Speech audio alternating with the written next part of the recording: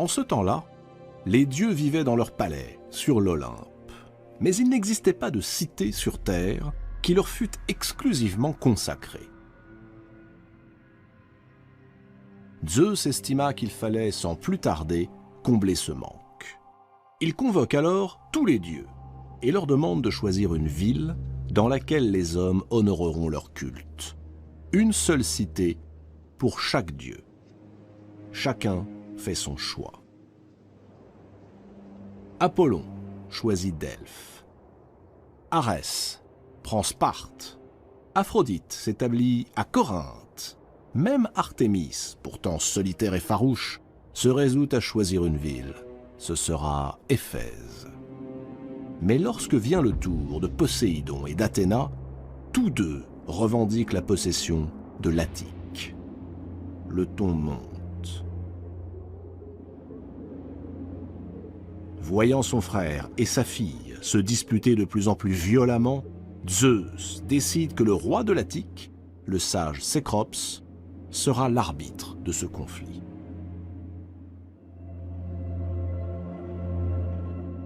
Cécrops est un bon souverain.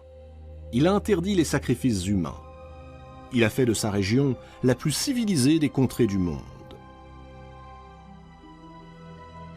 Il a instauré la monogamie, le mariage, a créé les premiers tribunaux. Chose inédite, il a accordé le droit de vote aux hommes, mais aussi aux femmes.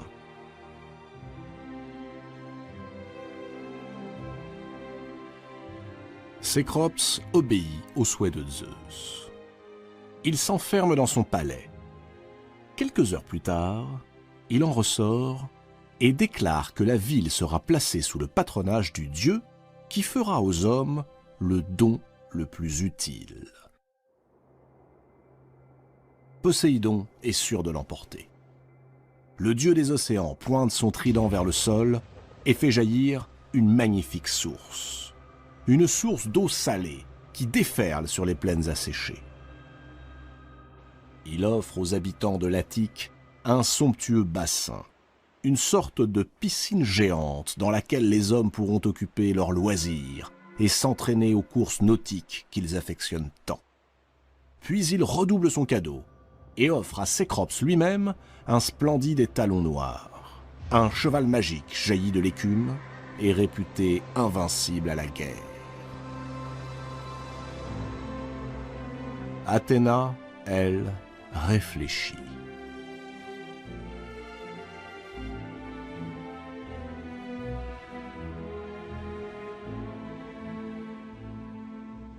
D'un geste de la main, elle fait sortir de terre un arbre. Un arbre immense, aux ramures argentées et au tronc noueux. C'est un olivier. Un olivier dont elle proclame que les feuilles ne tomberont jamais, pas même lorsque viendra l'hiver. Cet arbre, assure-t-elle, portera les fruits que vous presserez lorsqu'ils seront bien mûrs. Ils vous nourriront, vous et vos enfants, et les enfants de vos enfants. Cet arbre sera le symbole de la paix et de la fécondité que je vous accorde. Sous le regard de Thémis, la déesse de la justice, les habitants de l'Attique passent au vote. Et ce sont les voix des femmes qui font pencher la balance divine du côté d'Athéna.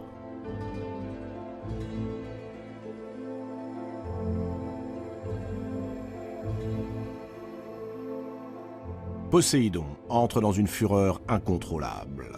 Pour se venger de cette humiliation, il décide de submerger l'Attique sous les flots. Mais Zeus, qui a suivi avec attention le déroulement du scrutin, le lui interdit.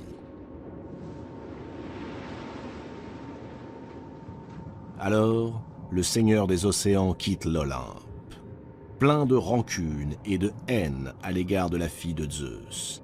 Il plonge dans les abysses et regagne son palais, où il s'enferme pour méditer une nouvelle revanche.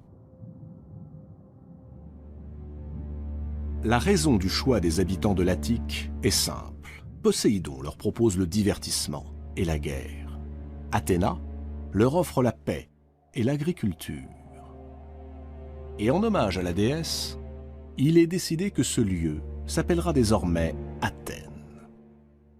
Érictonios, le fils d'Athéna, sera plus tard l'un des premiers rois à régner sur la ville.